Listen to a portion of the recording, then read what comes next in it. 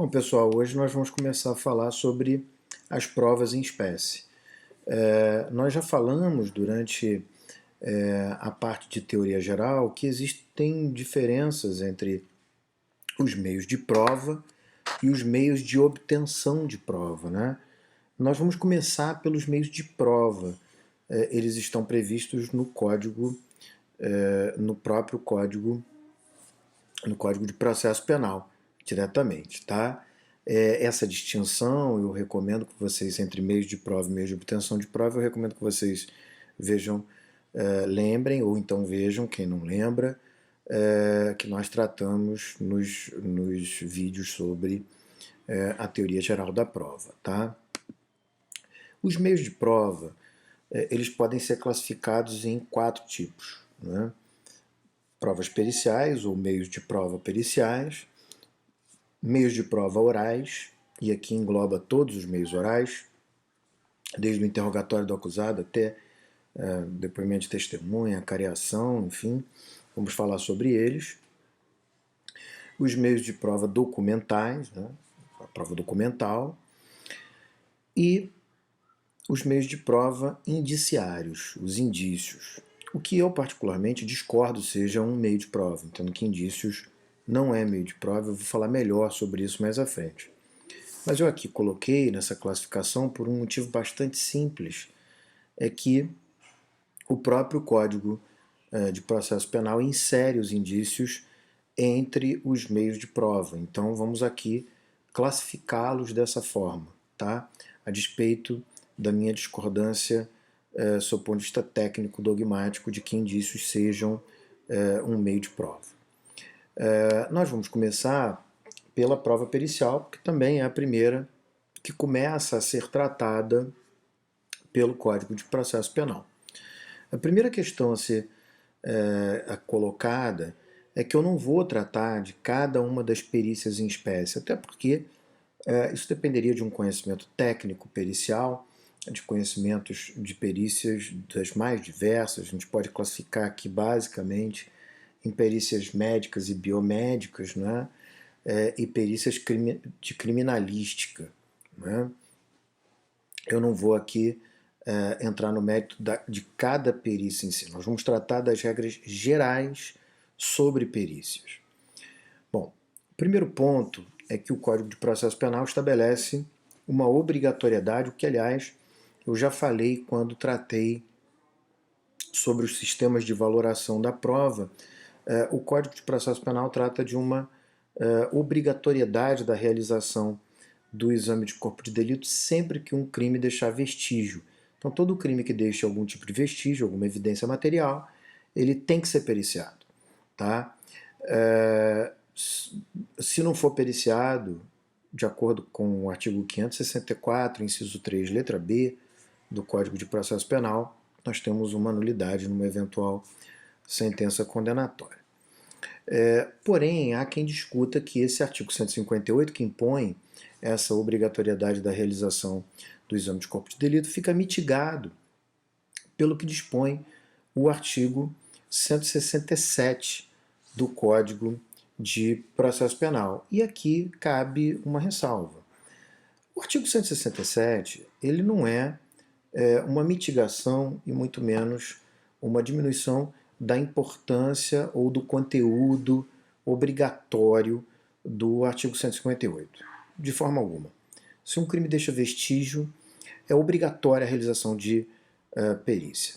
A grande questão é que existem crimes que deixam vestígio, mas que os vestígios desaparecem. Seja porque o próprio autor do crime sumiu com os vestígios, imaginem a hipótese de uma pessoa que mata outra e some com o corpo, né? E nos casos, ou porque não foi a pessoa que cometeu o crime que deu sumiço aos vestígios, mas o próprio tempo, a natureza, a chuva, o vento, etc., sei lá.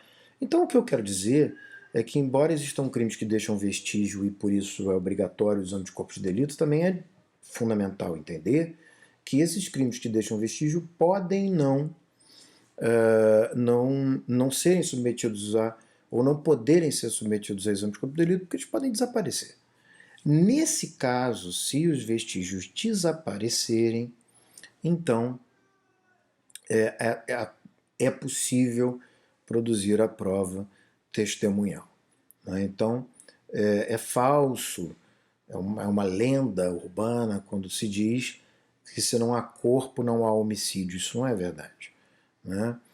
O corpo é um vestígio do crime de homicídio, mas se esse vestígio desaparecer, ele será substituído, o exame de corpo de delito será substituído por prova testemunhal, se ela, obviamente, existir também, por óbvio. Então, eu tenho aqui a possibilidade de usar a prova testemunhal como um sucedâneo do exame de corpo de delito, enquanto perícia, desde que os vestígios tenham desaparecido. O que tem que ficar claro é que não é uma escolha, seja do investigador, seja do acusador. Quer dizer, o acusador ele não pode dizer, não quero usar a perícia, prefiro usar uma testemunha. Isso ele não pode fazer. Né? Porque é uma prova legal, uma prova definida por lei, mas cujo sumiço dos vestígios, o desaparecimento dos vestígios pode substituir a prova por prova testemunhal. Os vestígios eles devem ser periciados, levando-se em consideração a ordem de preferência. A prioridade é sempre para os crimes de violência doméstica e familiar contra a mulher e para os crimes praticados, os crimes de violência praticados contra a criança, adolescente, idoso ou pessoa com deficiência. A Lei 13.964, que é a chamada Lei Anticrime, né, que nasce com aquele pacote anticrime do então ministro Sérgio Moro, essa lei se converteu, esse pacote se converteu num projeto, o projeto se converteu na lei e uma das alterações que essa lei produziu no Código de Processo Penal foi a inserção nessa parte do Código sobre perícias, que dispõe sobre perícias, de regulamentações sobre a cadeia de custódia. É importante isso porque a primeira das disposições sobre a cadeia de custódia é precisamente definir o que vem a ser vestígio, porque o vestígio é o que tem que ser preservado. Né? E o legislador, então, definiu lá no parágrafo 3º do artigo 158-A o que vem a ser vestígio. De acordo com o legislador, vestígio é todo objeto ou material bruto, visível ou latente, constatado ou recolhido que se relaciona com a infração penal.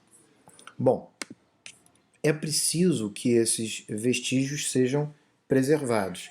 E a preservação desses vestígios se faz pela cadeia de custódia, pela certeza de que exista, digamos assim, um rigor na preservação e no registro do conjunto de atos e os procedimentos que mantêm e documentam cronologicamente os vestígios.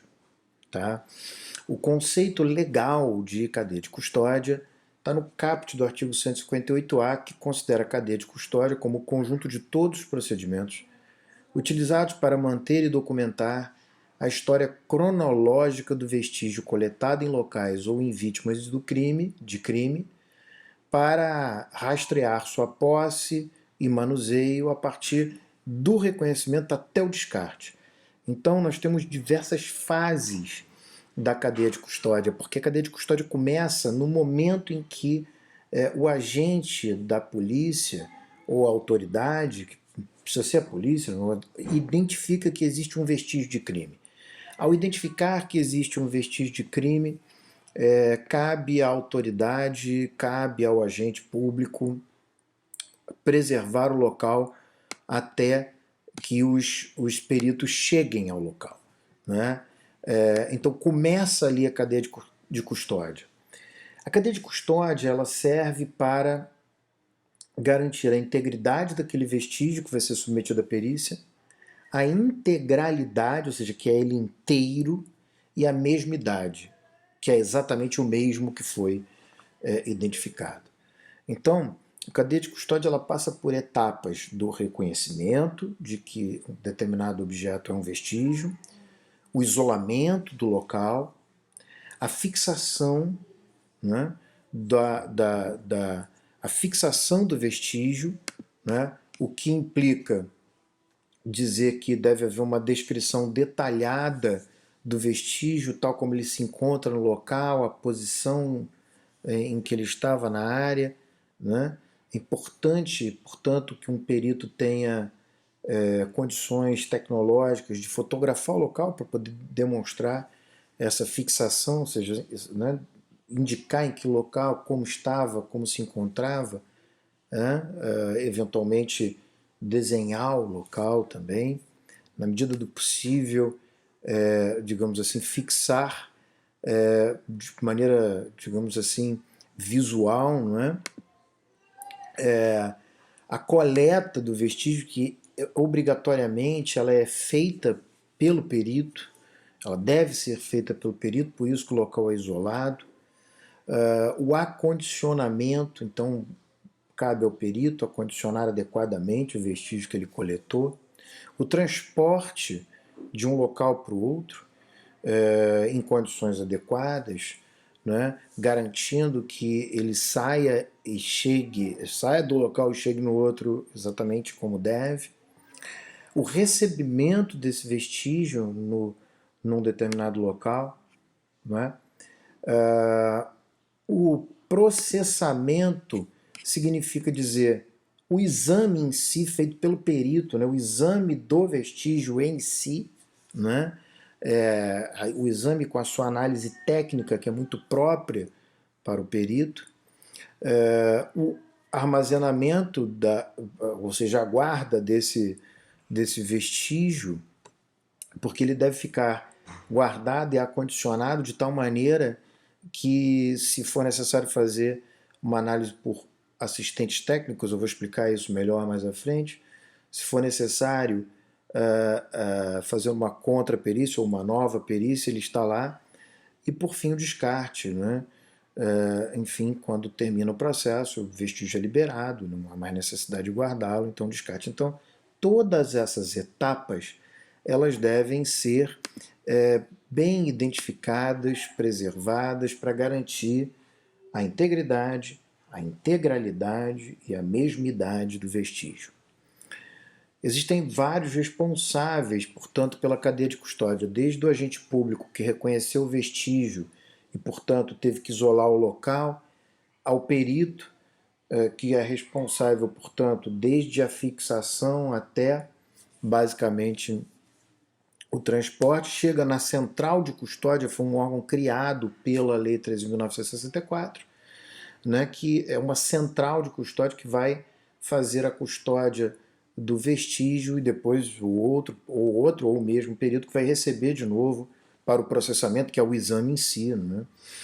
Então, nós temos aqui responsáveis pela cadeia de custódia: o agente público, o perito oficial e a central de custódia. A grande questão aqui é: qual é a consequência da violação da cadeia de custódia? Porque hoje nós temos a obrigatoriedade da cadeia de custódia. E o que acontece se houver violação? Se for o problema da Lei 13.964, deveria claramente ter estabelecido a nulidade da prova decorrente de um vestígio em que não foi preservada a cadeia de custódia e, portanto, não é possível garantir a integridade, a integralidade e a mesmidade do vestígio. No entanto, o legislador, obviamente iniciado a proposta lá no então Ministério da Justiça, optou por punir o agente responsável, mas não estabeleceu que há nulidade da prova. Me parece que, de qualquer forma, estamos diante de uma prova ilícita, né? Mesmo não tendo sido estabelecido expressamente se trata de uma prova ilícita, o conceito, como nós já vimos anteriormente, do que vem a ser prova ilícita, como toda prova que viola a Constituição ou a lei por ser prova ilícita. Então parece que, a despeito de não do legislador ter perdido a oportunidade de dizer expressamente isso, é uma prova ilícita.